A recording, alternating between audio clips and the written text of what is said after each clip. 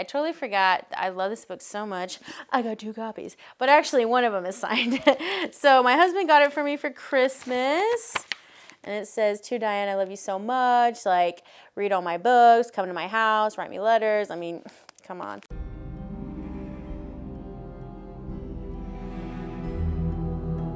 Hey guys, Diane here, and today I'm going to be doing a spoiler-free review of The Last House on Needless Street by Catriona Ward. So stick around and we'll get to it.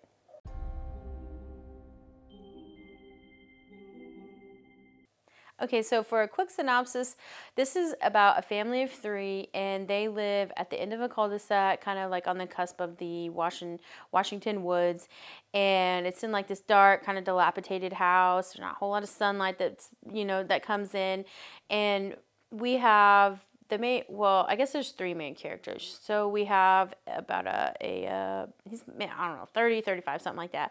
Man who's, he's kind of got a drinking problem. He's lonely. He's kind of keeps to himself. And we also have a young girl, and she isn't allowed to go outside. She doesn't go to school. She doesn't live like a normal, like a normal life. And we also have the perspective of a cat. So all 3 of these people, I guess, and 2 of these people and the cat, they all live in the same house, and they've all kind of buried a secret together that they don't necessarily know how to come to terms with, or they don't know exactly like how to move on from. So they're all kind of buried in their own world, I guess you could say. And then we have another character. We have a neighbor, or a neighbor who ends up moving in the neighborhood. And they're kind of thinking like something's kind of off, like what's kind of going on. So they kind of are trying to figure out what's going on in the house, and they attempt to bring the secret to light. So it just goes from there, and that's just kind of a quick synopsis. I don't really want to give too much away because I went into this book pretty blind, and I think that's probably how you should do it too.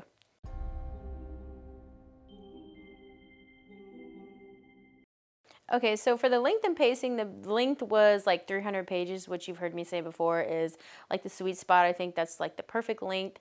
And the pacing was right on. I will say, like, at the very beginning, I did have a tiny bit of a time getting going. Like, the first time I started reading this, I actually put it down just because it was a tiny bit slow. But once I started reading it, like, it was on. It just kept going. It was great. The pacing was amazing. Like I said, I got over that little hump and it was fine.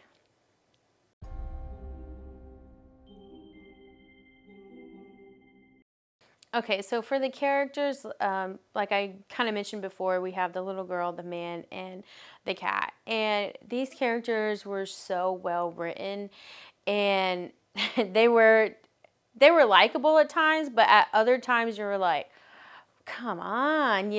But it all came together, and once you kept going and once you like got to know them and got to know the situation, it just made a whole like more sense. But the cat was kind of a cat, you know how cats are. I have a cat, so. But I'm just saying, so the cat was kind of rotten at times, kind of a little jerk, but at the same time, I mean, it's cat, you gotta love them. So, and then we have the little girl, and you're kind of going through things with her.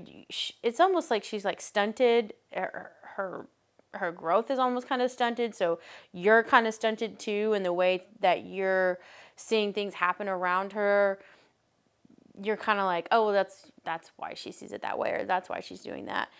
And the man's a little frustrating just because, for the life of me, I can't remember his name. I guess it doesn't matter. But the man's perspective is a little more, I guess, confusing because, like I mentioned earlier, he has like some memory loss and he drinks, so you're not always 100% sure, like what he's saying is actually happening, or when did that happen, or So some of the timelines are a little jumbled, but it does all make sense the more you keep reading and the more the story goes. And so the characters, I really love the characters, and I loved just the way they all worked together, the way they all ended up fitting together. It was just amazing.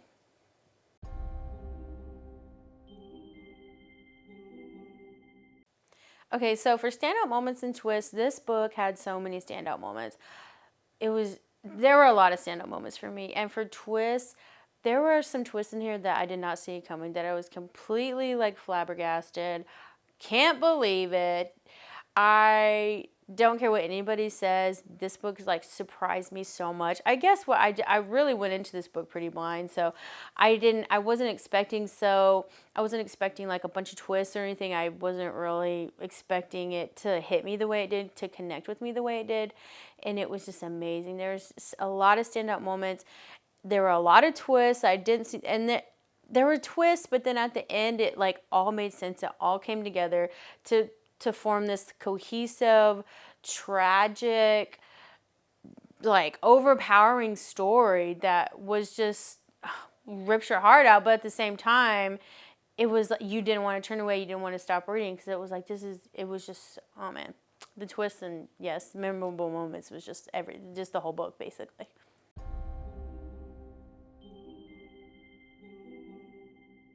Okay, so if you couldn't tell by now, I enjoyed this book. I love this book. It's a 10 out of 10. Like, this really turned me on to Catriona Ward. I read Sundial by her also, and I'll read, more of her books. But this was such a good book. Oh my gosh, I loved it so much. This is probably, I think there's maybe 2 or 3 other books that I would give a 10 out. This book was perfect. I loved it so much. And I just felt like when I finally got to the end and everything came together, then I was like replaying other parts that at that point were so, like when I read them, they were so frustrating and I was so upset. But then at the end, then I was thinking back. So like the way she wrote it, it was like you're putting all these things together on your own, but she's like planting like the seed of that idea flourishing later. Like it was just so good, and I enjoyed this book beyond.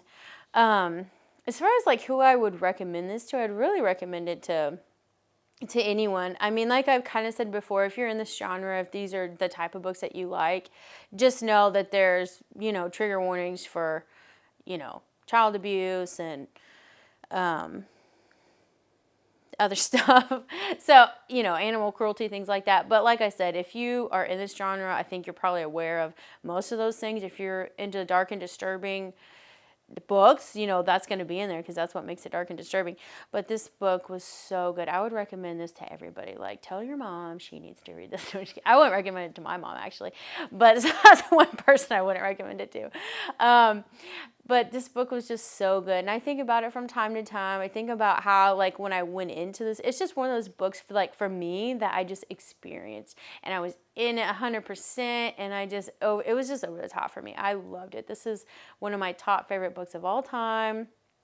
Definitely, I read it last year, but it was just so good, and I still remember a lot about it, even today. But so yeah, but if you like this video, if you agree with me, you disagree, you can like, comment, and subscribe, and we'll see you next time.